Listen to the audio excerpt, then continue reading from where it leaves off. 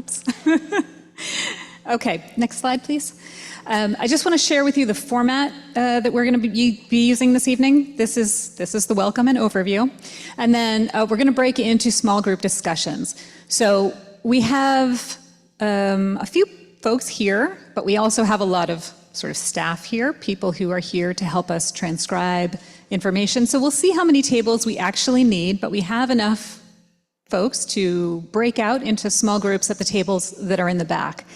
Once we finish those small group discussions, and we'll talk in a little bit about what that discussion will entail, we're going to come back, sit in these chairs, and report back on what we discussed and make sure that everyone understands where we are. And then the rest of the night is an open mic night. So you can come up to the mic, you can tell us your feelings on trees, what you'd like to see, your hopes and dreams. So talking about our committee purpose, so far the committee has just been learning. We've heard presentations from our own tree warden and head of forestry, Ed Olson, at the end of the table there. We've heard from Newton and Wellesley's tree departments, and we plan to return to them both for additional information in the future. We've watched presentations from the Charles River Watershed Association and encourage you to visit their website and do the same. The Charles River Watershed Association is gathering information on a study that will include Needham, which we anticipate will be available later this summer, and they will then visit our meetings to present their findings. But the most important thing we think we can do right now is listen to the community and what you want regarding trees. We think there are lots of opinions and lots of perspectives, and we hope to achieve some regulations that will safeguard Needham's trees into the future, but also safeguard residents' interests, be they financial, environmental, or aesthetic.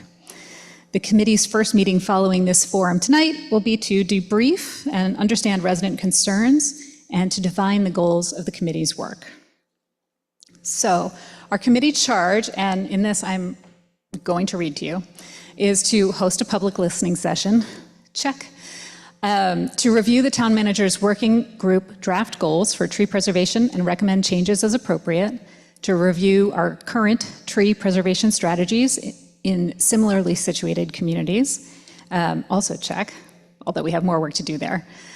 Gather feedback from stakeholders, including homeowners, developers, builders, and members of boards and committees. Investigate funding sources for tree preservation, including grants, fees, and community preservation funding, and evaluate and recommend changes to rules, regulations, policies, and bylaws to implement tree preservation strategies. We will also investigate available data on the existence and removal of public and private trees, develop metrics for tracking tree preservation progress, develop strategies for raising community awareness about the importance of trees, identify and report to the Select Board priority tree preservation strategies that can be undertaken prior to the comprehensive plan being finalized, and develop and present a report to the Select Board on a tree preservation strategy for public and private trees. Okay, so I'm going to just introduce all the folks who are here at this table, and if you guys could just raise your hands and wave when I say your name. Obviously, I already introduced myself. I'm Heidi Frail, member of the Select Board. Clary Cotu, thank you. Artie Crocker is a member of the Planning Board and this committee as well. Sorry, Clary, I didn't say that you're a member of the Conservation Commission for anyone who can't see the screen. Fred Motor, over there. He is a member of the Climate Action Committee. Josh Levy, member of the Select Board and a member in this capacity of the Stormwater Bylaw Working Group. Oscar Mertz, thank you. Member of the Large House Review Study Committee. Nick Tatar is a builder. Kurt Petrini is a developer. Erica Bond is our master gardener and co-chair of the committee. Erica Hitchings is a resident, and Andrew Babinski, who could not be here with us tonight. And we are supported by Ed Olson, previously mentioned, supervisor of Parks and Forestry, and Gabby Queenan is our staff liaison, and she is a sustainability manager. And of course, Katie King, the deputy town manager.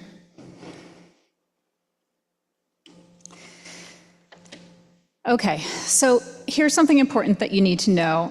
The town of Needham has an extensive tree planting and maintenance program, which includes tree planting on public land, on the berms of our neighborhood streets, and by request, on private property in your front yard. Public trees, or those trees owned by the town, whether in a park or on a berm, are governed by Massachusetts state law, and the town must abide by those statutes. This does include removals of unhealthy or dangerous trees and species management. Private trees, including those planted by the town on a front yard at the property owner's request, are governed by the rules adopted by the town, which in Needham's case is not many. In the past decade, the town has seen the rate of housing teardown activity increase, and with it, the rate of tree removal has also increased. While there have been attempts in the past to create a bylaw in Needham by which to reduce this activity, this tree removal activity, they have not been successfully implemented. Having heard from many residents who are troubled by the scale of tree removal in recent years, the town is trying to be responsive to this public opinion and to public policy and science, which notes that trees are a critical tool of climate management. Okay, so goals for this evening: talk to each other, get to know the tree committee, learn and listen about what ideas and questions and concerns both you and your neighbors have about trees in Needham. We will answer any questions that we can, and we will make notes of any questions that we cannot, and we will assemble all of them, answered questions and unanswered, into an FAQ document that we will have available on our website. So we're gonna, in a moment, break into our small groups, and then we'll reconvene, and then we will come back for open mic. Before we move on, though, let me encourage you to sign up for the tree committee news and alerts. You can visit our website, you can sign up for this little alert, notify me situation, and you'll get the latest information directly to your phone or your email. It's fantastic. You can also always just send an email to Office of the Town Manager at needhamma.gov, otm@needhamma.gov. And then we also have this handy dandy QR code, which is on our next slide. That you, if you'd prefer, you can scan and you can submit your thoughts in writing. These are the prompts for our small group, so I'll just bring you through them. You can get started thinking about them, and then we're going to break up into our groups. So what we want to know right off the bat, and this is, every table is going to be talking about the same thing, is what brought you here tonight? Why did you come out to come and talk about trees? What are your hopes and fears about trees in Needham? And then secondly, what do you want the tree committee to know or keep in mind as we begin our work? As I've said, we really have been focusing mostly on education. We have not started a plan. We have not decided on our goals. We want to hear from you, so now is the time to speak. All right. So I'm going to ask everyone to find yourself a table. Seems like we have enough folks here to have a good conversation. So moderators, you know your numbers. Scribes, you know your pairs.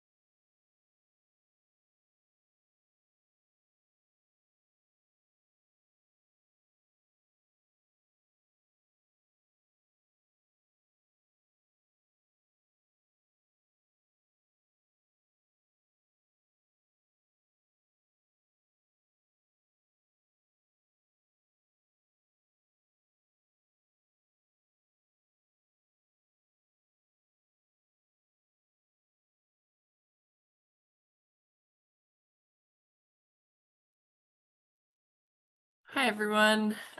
So for folks who are joining online, we are going to be running a small group discussion with folks who have joined us remotely. My name is Gabby Queenan. I'm the sustainability manager for the town. And we'll be asking the same questions of the folks who are on Zoom as are being asked in the live discussion. So at this time, I'll go through the questions. I will just note if you would prefer to submit your comments in writing, I would encourage you to submit that via the QR code that was shared previously. And I am happy to post that in the Q&A as well. If you would like to speak, though, in our virtual room, if you could please raise your hand at the bottom of your Zoom screen, you should see a little hand icon. And what we'll do is I will bring folks in as a panelist. You'll be able to unmute and speak. So when you are ready to chat, if you could just raise your hand and I will pull you in and just say first and last name for the group. I think that would be great. Okay. And I will just put into the chat the form link for folks who have a preference to submit their comments in writing. Give me one moment.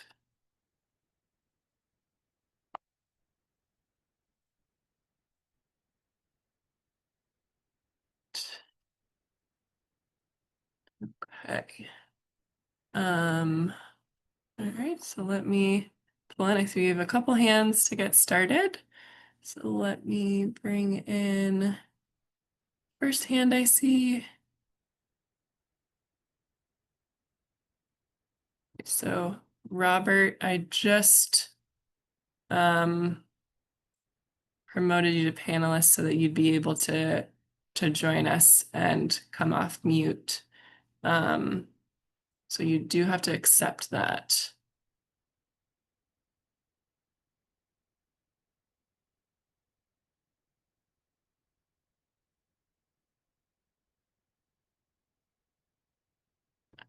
Okay, let me. Oh, there he is. Hi, Robert.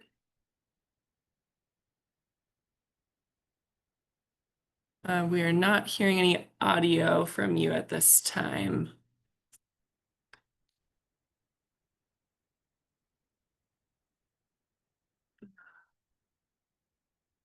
Yeah, we're still not hearing any audio, unfortunately.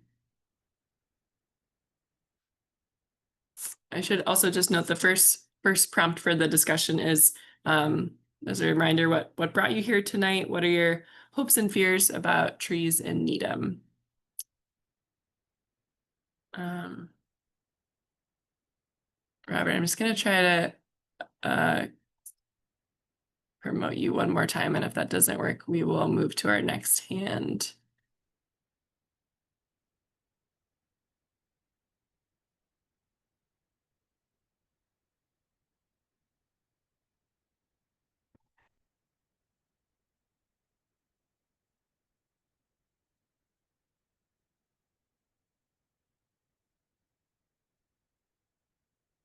Okay, I'm not seeing that, so I'm gonna move to our next hand then, which is from Hillary. So Hillary, I'm going to promote you to panelist, so you have to accept the invitation. And then you should be able to unmute. So you should see a pop-up in a little bit. Okay, great. Hi, Hillary. Can you hear us? Yep, just getting my video going to be. Oh, great. Oh my. Awesome. I felt for the guy. He was so. I'm not a guy. I wouldn't have been able to attend that. I'm glad you shared that. Yeah, no, That was an 100%. interesting perspective. It that is. We don't hear enough of Yeah, the fear. when like the collateral consequences, not Yeah, only fairness, tree bylaw like gone wrong. then it's going to lead people to tear down. So it's the point, just like if you're currently. Which chair? Thank you. All right.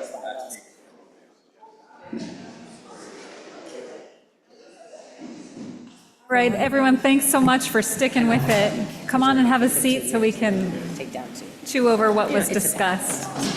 You guys tonight, boilers and stuff.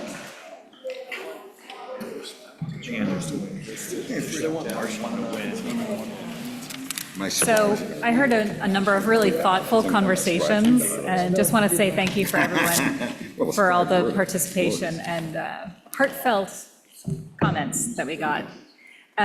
So we're going to have those people who were the facilitators at each table, and obviously we have a fairly intimate group here tonight, and so we didn't need as many tables as we had engineered. But I just want to say thanks especially to our student scribes who joined us to. Thank you for coming and for your thoughts. We do also have an online room, a breakout room that happened online, and there were about 25 participants there. So I just want to say, thank you for coming. That's great. So perhaps we can just go down, since we didn't use all our tables, I no longer know who was facilitating at what table. So if we can just maybe start at the end and go through really quickly a very brief summary, the main points of kind of what your table discussed. So Oscar, did you facilitate? Okay, go ahead. I mean, I did, and Gabby, would you like to? Yeah. Sure. Yeah, come right to the mic. Right here.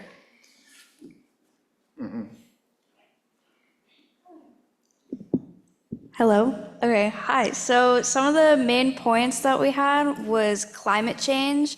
And because of the climate change, people aren't able to spend time in the yards because some days it's too hot and there's not enough shade, and other days it's too shady and too cold.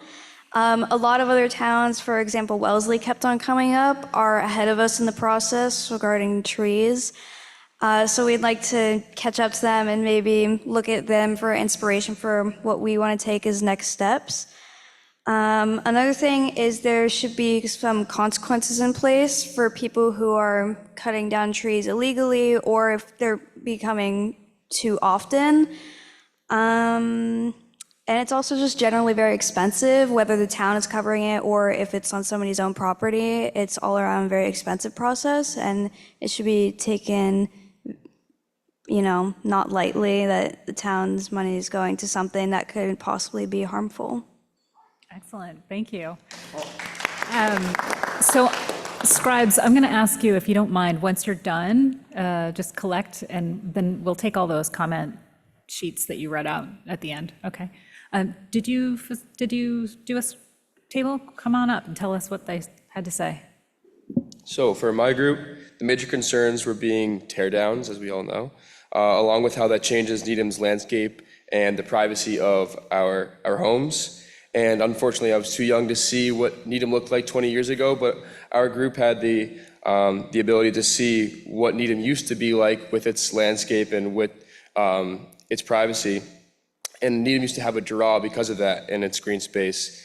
And it's kind of losing some of that charm and that aspect, which is disappointing to our residents. But we also considered that it's still valuable to protect the rights of landowners and not force something that would be punishing the wrong group or the wrong residents when removing trees. So if you want to expand your space or your home, just by removing 1 or 2 trees, it wouldn't feel fair to punish them as much as it would be to punish the builders that are tearing down major areas of land.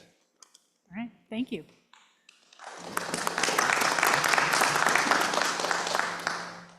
Can we grab another? Table 3 had 2 great scribes. Excellent. So first, introduce yourself, and then we have a concerns and solutions. Okay, I'm Aisha Sharma. So we're just going to talk about 3 concerns that we had, which was that we're not planting enough trees to make up for the amount that are being cut down. Our biggest concern on our table was education for the town. People are concerned that people aren't being educated enough on how bad the problem is, as well as the causes and effects for all the trees being cut down, and letting people know where and when they can help out and plant trees.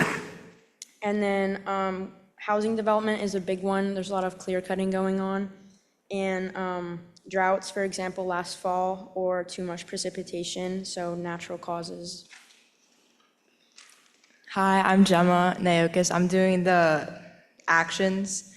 First, for the town to inform and educate people on trees. So for example, letting people know what trees to plant and where to plant them so that they can last, and also what types of trees that can be planted, as well as encouraging people to invest in planting and helping trees. An example of this is if a person donates money or adopts a tree, then they'll get a plaque on the newly planted tree.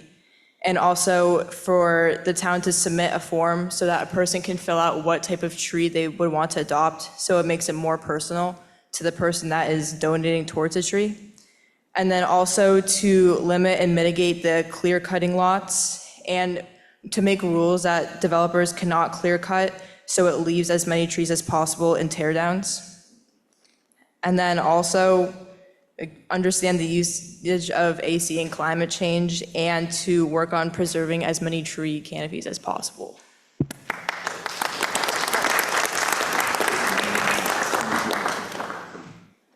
Nice kids. Thank you, great job. Thank you. Amelia, do you want your notes?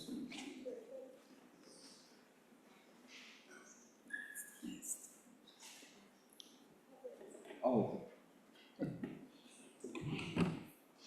Hi, my name is Amelia Ung, and we had some very similar concerns that we already speaked about.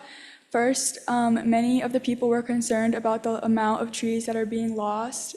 Many have very emotional connections to these trees and feel that there's like personality within them and they shouldn't be getting cut down.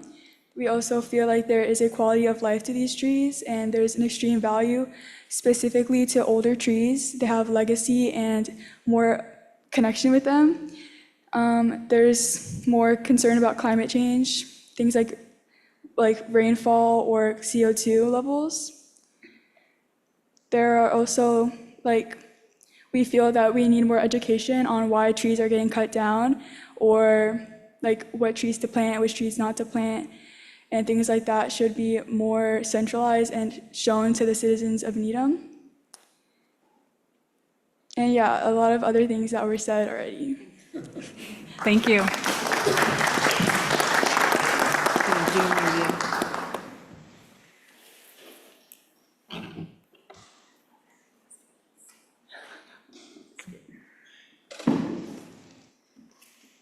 Hi, I'm Riley.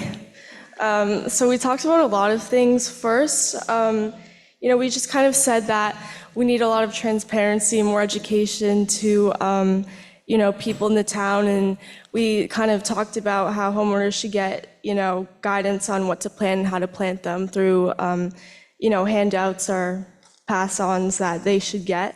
And also we talked about how the bylaws are kind of difficult to read. So the committee should summarize these laws for residents. And also we talked about hiring arborists, which I think Wellesley does.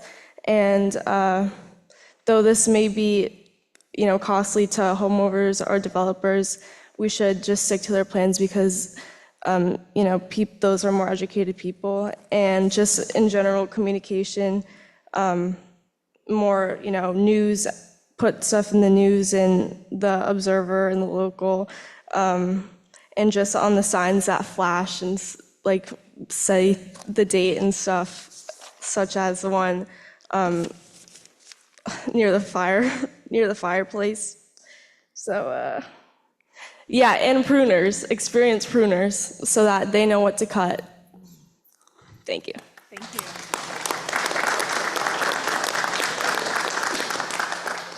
And do we want to go online or have Gabby summarize?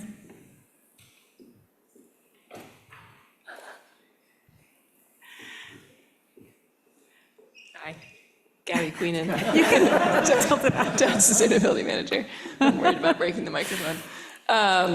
We had a great discussion online. We had some excellent comments from folks, including some across a range of topics. I'm just going to focus on the ones where there was some agreement between some of the speakers. So I'd say an overarching theme was that folks felt like what we're doing now is not working.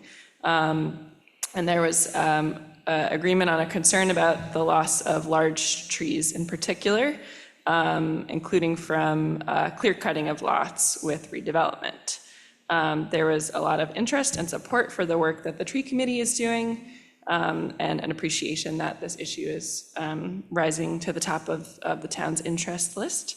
There was also some interest in incentives for protecting existing trees, both working with developers and homeowners as well. And there was a few comments about trying to find a happy medium with a tree bylaw. So not preventing all trees from being cut, but also making sure that full clear cutting of lots is not happening.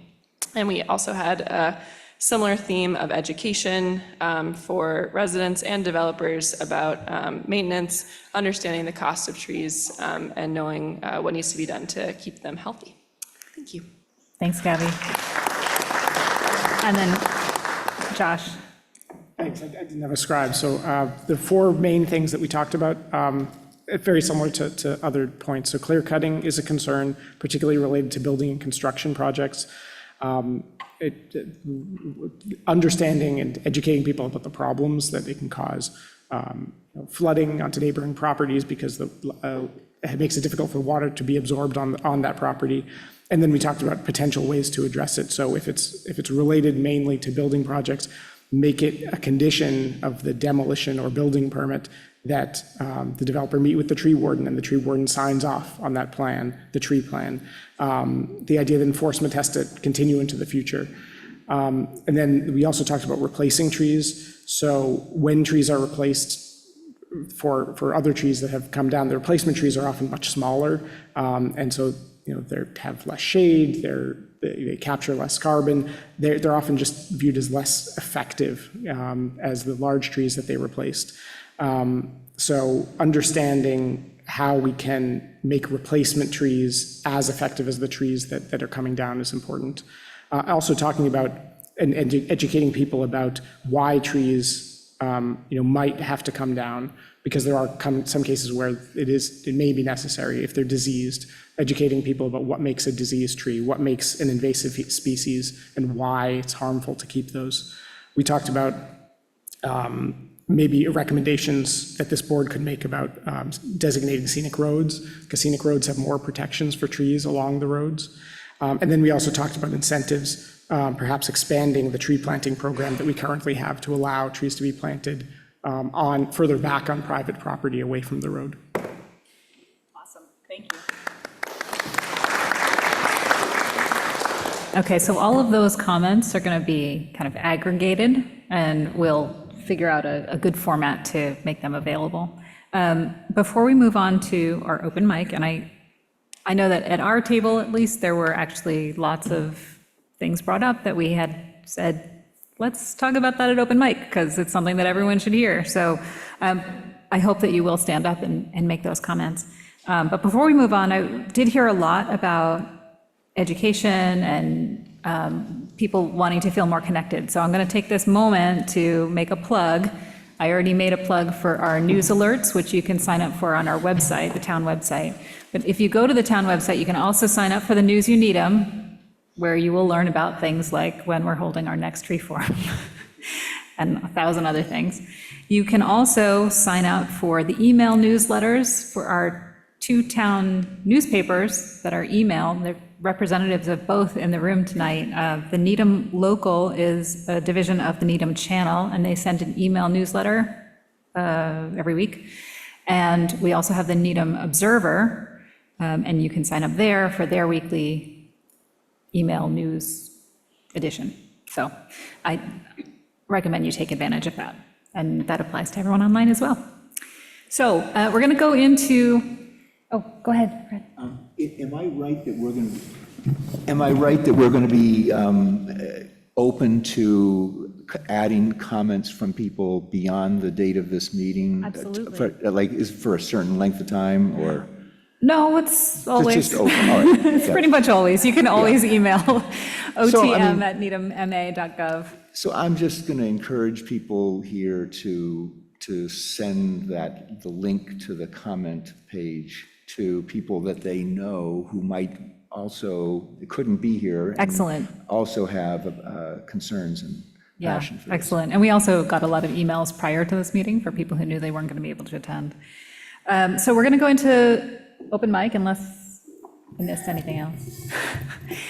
Just remember, if you come up to the mic, we're going to try to answer any questions that we can. We'll be interspersing with online if there are any participants online who want to ask questions. Please state your name and your address for the record. And we're going to ask you to speak for, a reasonable amount of time. Typically, it's 3 minutes. We want everyone to have a chance, but we're a light group, so we won't be too rigid about that tonight.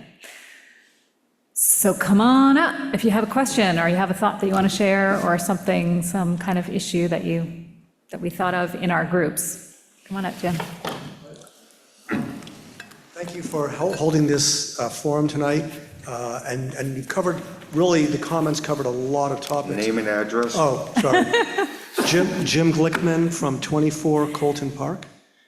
One thing I didn't hear, I know it was mentioned on one of the slides at the outset of the program, is fundraising to complement what the town can do to plant trees.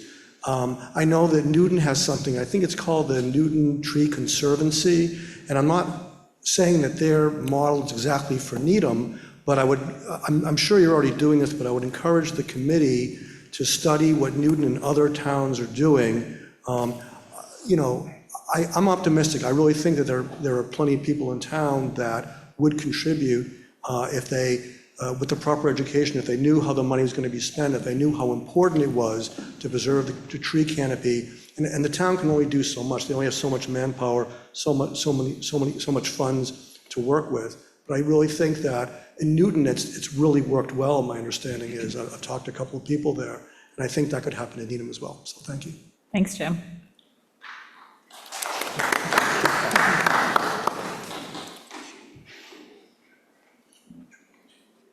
Hi there, Peter Atala from 18 Lindbergh Ave, and I'd like to thank the committee for holding the session as well.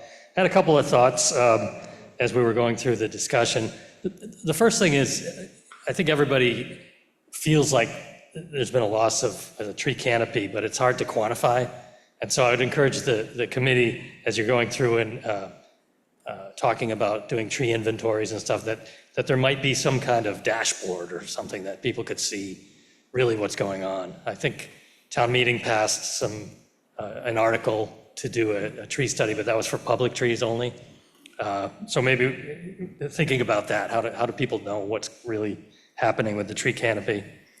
The second thing I wanted to mention was that, the town has other properties under the control of like the Conservation Committee or the Select Board.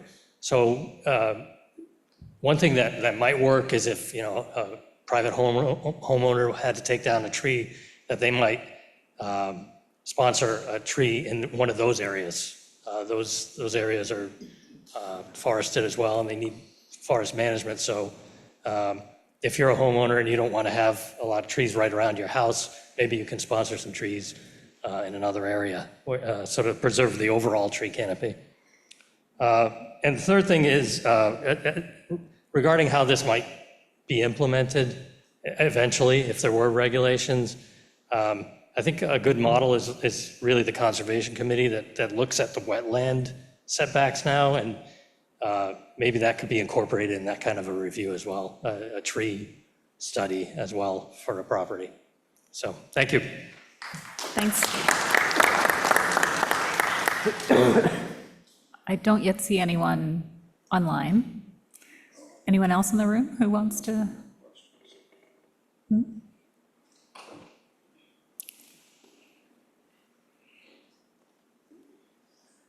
Naomi Ribner, 40 Riverside Street. My street is an example of we're about to lose all the trees that are left. I moved there in 2003. It was a tree-lined street with a big canopy. There's Riverside Street, and then there's the river, and in between is what I thought was conservation land. But apparently somebody owns it, and they're planning on cutting all of it down in order to build the biggest houses that they could fit on that property. And apparently they do not need to replace them, and they can cut all of them down. About just at the beginning of the pandemic or just before it, all the houses across the street on the other side of Riverside Street were knocked down. They were in disrepair, but they built new townhouses and cut down 26 trees. And instead of gardens in front of the houses, they paved them for parking because there was no room for driveways. A couple months later, the developer got permission to cut down a few more trees in the park because they built too close to the roots of those trees, so we lost some more trees. Then the town had to cut down some more trees in the park because they were sick. That was necessary because they were not safe. So when you walk down the street, there's no more canopy on one side. We're about to lose all the rest on the other side. I wish there was something you could do to prevent us from losing whatever's left. I think it's a done deal. At some of the meetings, planning meetings that I went to, the lawyer was talking about, well, we had certain, you can't create new rules when we, that are different from when we submitted the applications. I'm not really up on all of the permitting and all that kind of stuff, but it kills me to see my street, which was so green, turn into some inner city street. That's what it feels like. It feels like when you cut down all the trees in a neighborhood, you have irrevocably changed the personality and character of that neighborhood. And that's what I'm witnessing. And I just want to add one more thing. I mean, I went into mourning when they took down the most beautiful tree in New England that was neon orange in the fall, and people would come from all over to look at it, and it's gone. I wish we could stop it. That's all I have to say. Thank you, Naomi. Heidi, I'd like to just respond because I have some direct understanding of that. So I definitely have some understanding of what was going on the street, because I remember when the builder came to the planning board on that, and I remember pushing back and saying, there must be something, we have some leeway on something related to trees, but there was only so much leeway we had. So we were able to do something, but very little, because we didn't have the authority, because we don't have the bylaw. And so we wanted to do something. I wanted to do something. And because we had heard about the other side of the street and the flooding and what was going to happen because of what happened there, what's going to happen because that's the other side of the street now. And so it would be nice to have something where we could protect more than what was going on, exactly what you were talking about. So I'm sorry about that. Hopefully in the future we'll have something, but thank you.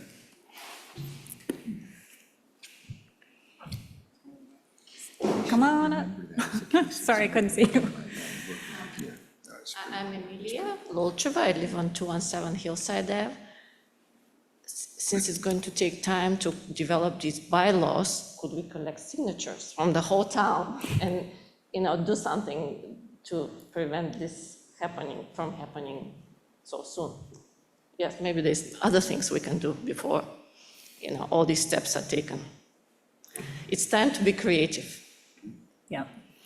I think one of the things that we want to do on this bylaw, or on this committee rather, is not solely focus on a bylaw, because you're right, it's going to take a while. So we're also looking for other things that maybe we can implement in the meantime, and that will be effective in other ways. So we're looking for incentives for people to keep trees, and of course, potentially penalties for taking down trees, but they'll be all across the spectrum. We're just trying to keep our minds open and use every tool in the toolbox. Yes. Thank you.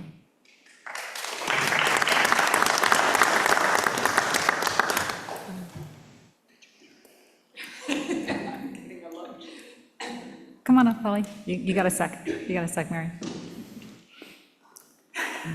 But I've got my eye on you.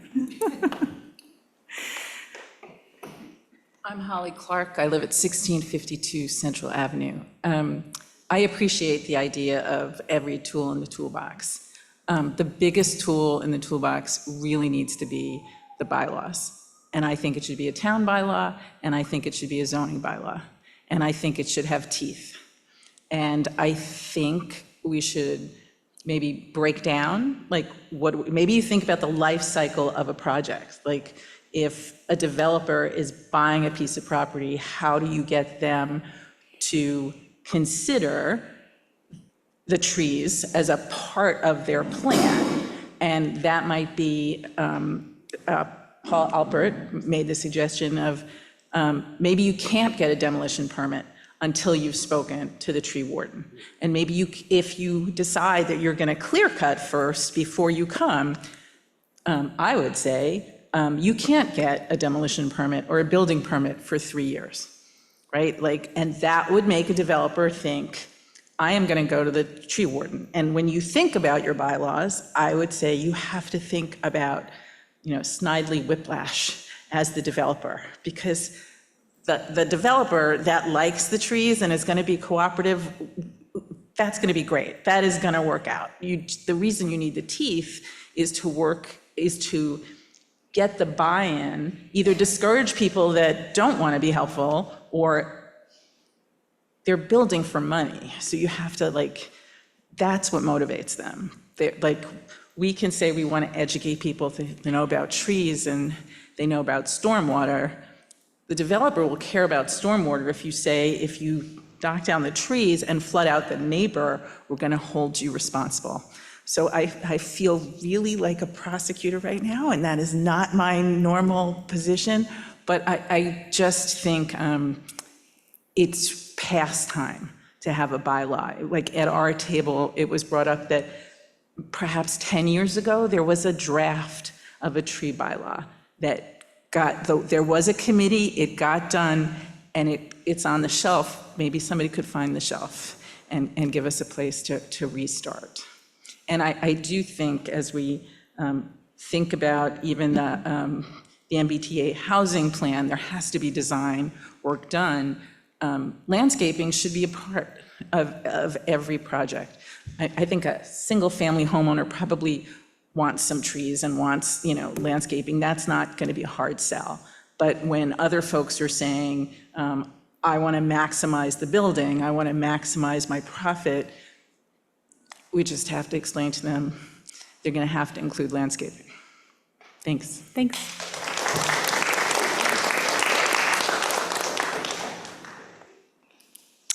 I'm Marion LeMay. I'm a master gardener, and I live at 11 Nardone Road. I've lived here for about 20 years.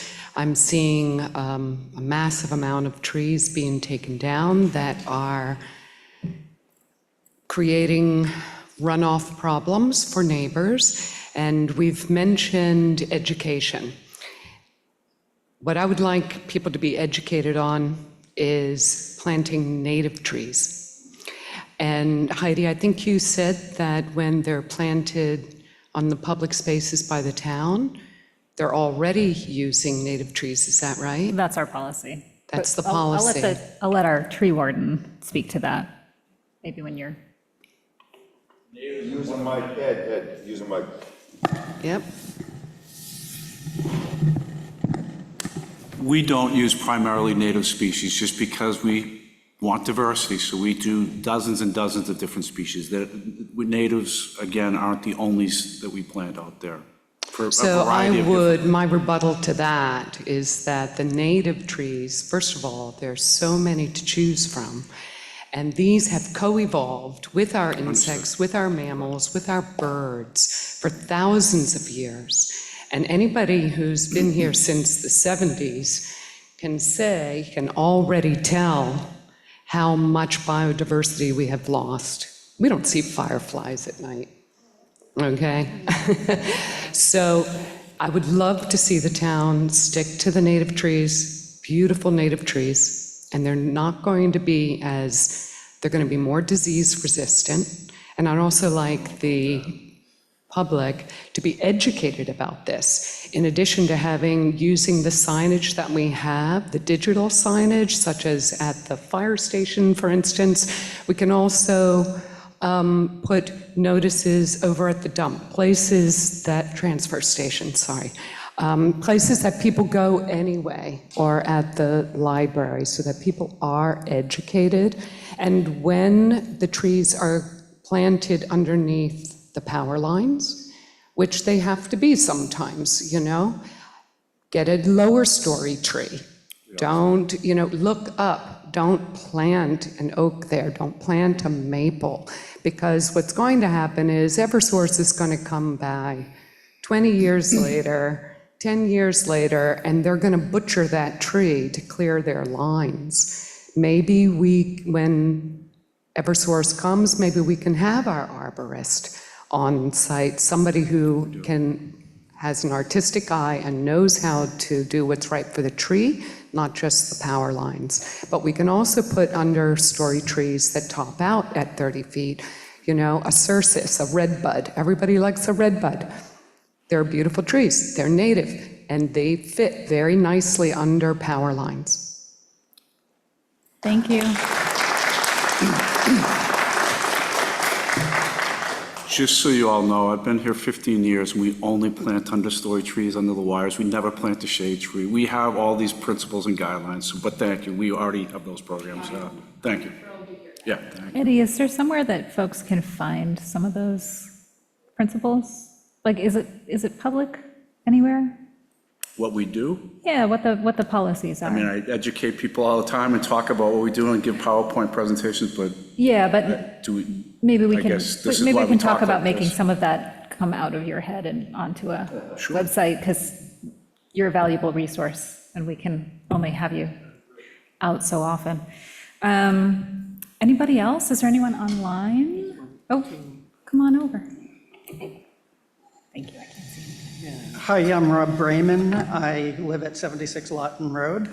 And I just want to say, I love trees. My yard, and we bought the house we bought, which is tiny, and we bought it very specifically because it has an above-average yard. It's on a nice street, and we have virtually 100% tree canopy on the yard today. Just the roof of the house, I guess, so not quite 100%. I probably spend every free moment of my weekends in the fall and some of my spring, because I never finish, dealing with leaves. That's not a joke. I literally spend every free moment. So as someone who is doing what I'd like to think is the right thing, and I have very large oaks, I have these old trees that everybody is in agreement we should be preserving. But I'm also very, very fearful, and challenge the committee to be nuanced in your work and think creatively and come up with elegant solutions for those of us doing the right thing, that we are not the ones punished. Because it's easy to say, oh, well, a homeowner can take that down, they just have to go out and go to this board meeting and get permission, or go to, hire an arborist and get them to certify that that tree needs to come down. And as it stands, all of these trees I have in my yard, like I said, I have an above average size yard. Not huge, a third of an acre or something, but they, on average, and it doesn't come in small drips on an average basis, but I probably spend over $1,000 a year in addition to the man hours I put into dealing with the trees. But for, every so many years I have to have pruners come, and it's like dropping $10,000 at a time to deal with my trees. And so I am very, very fearful that if I want to expand my 1,200 square foot house, all of a sudden I'm going to have to go to a series of board meetings and/or pay a whole boatload of money to an arborist to come out for another visit to get permission to do something in my yard that I currently have the right to do. I would go so far as to say that if the work of the committee were to rein that in and take that right away, I would personally look at that as a form of eminent domain that I should be compensated for. I would also look at the work as devaluing my property, because I already know, having listed my property once in the last 3, 4, 5 years, the developers who came and looked at it all referenced the number of trees and dealing with them as a reason they were not interested in the property and wanted to lower, and wanted to lowball the offers.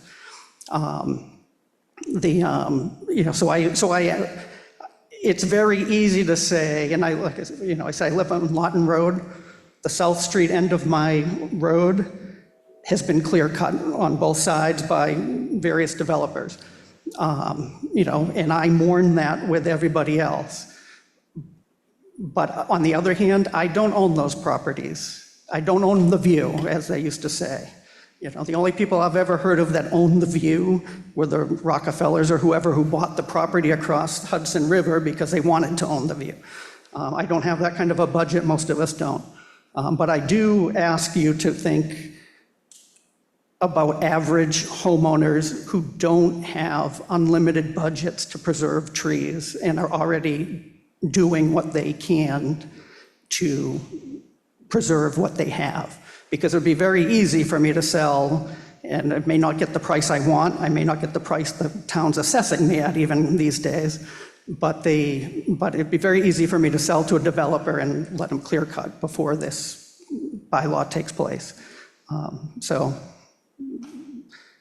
That's what I've got to say, I guess, on that. Thanks. Thanks, Rob.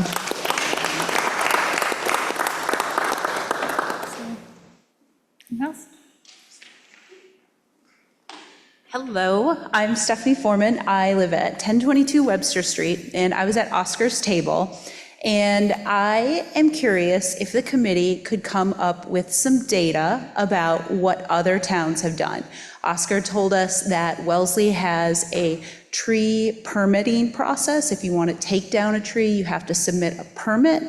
I would love to know the success rate in if you're able to prevent that tree from being taken down, or if it's kind of like you apply for a permit, but everybody gets their permit approved and we're really not making any headway.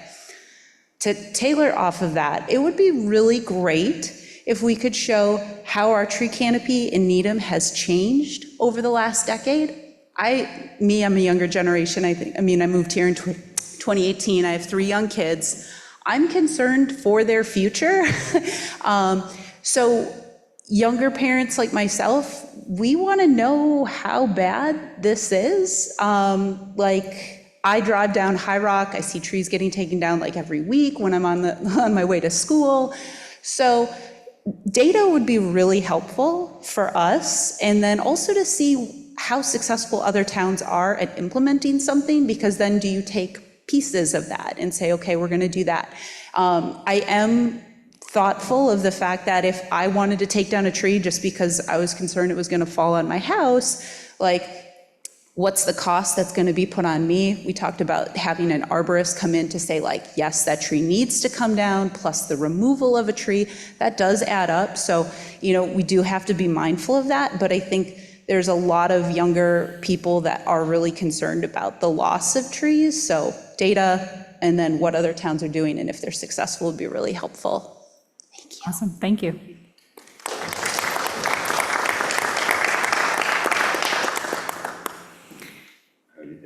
Come on up.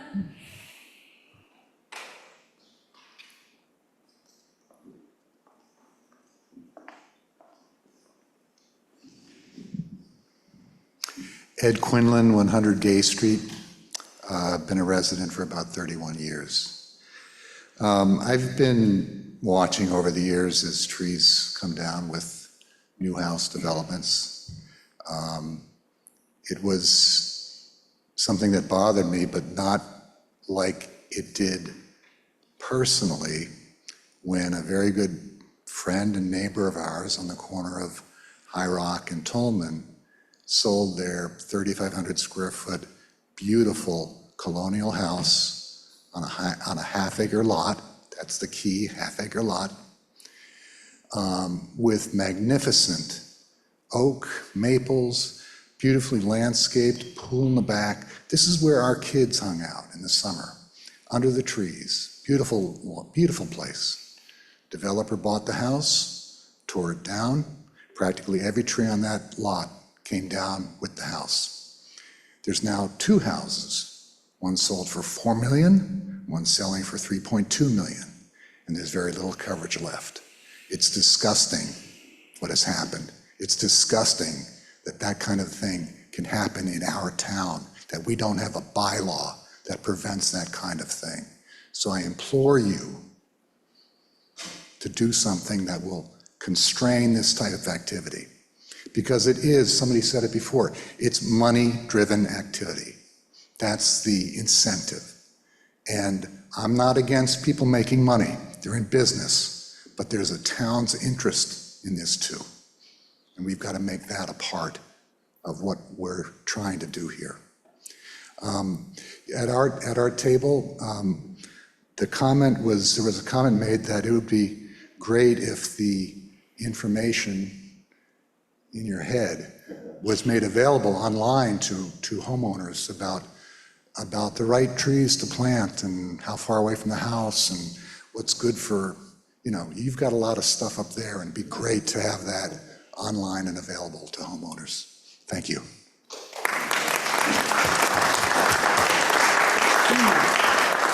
Thanks, Ed. Anyone? I wanted to ask a question. I wanted to ask Ed a Yeah, question. you can ask a question, but let me just say to the folks online, the group in the room is small and we're running out of questions. So if you want to ask a question, you should get your hand up. Okay, Artie. Thank you, Heidi. Hey, Ed, this is related to one of the comments as far as biodiversity, and this is not judging one way or the other. The question is more related to this, because there was conversations about, people adopt a tree or donating to a tree conservation. If that was set up, does that make it easier to have native biodiversity? Or is that not affecting the existing plan or style? People are willing to donate, we'll take their money and buy whatever they want. So we don't get many people that want to donate to the tree gift fund, but certainly we'll welcome. Would it help? Sure, I mean, every little bit helps, absolutely, of course. Okay, thanks. And the only other thing is related to what Ed said was, sorry to take this time on, we're going to make a plug at some point. Next Monday night, there is the Large House Review Committee right in this room at 7 p.m., and some of us on this board are there. Ed Quinlan is on that committee as well, related to what Ed was talking about. So next Monday night, 7 p.m. here at Powers Hall, we'll be holding the same type of thing. But thank you. Sorry for the shameless plug, but I got to plug it. Well done. Okay. If there's no other comments, feel free to hang out and chat, but I think we'll call this done. Thanks for coming, and there will be more. So sign up for your tree news alerts so that you know when. Thanks, everyone.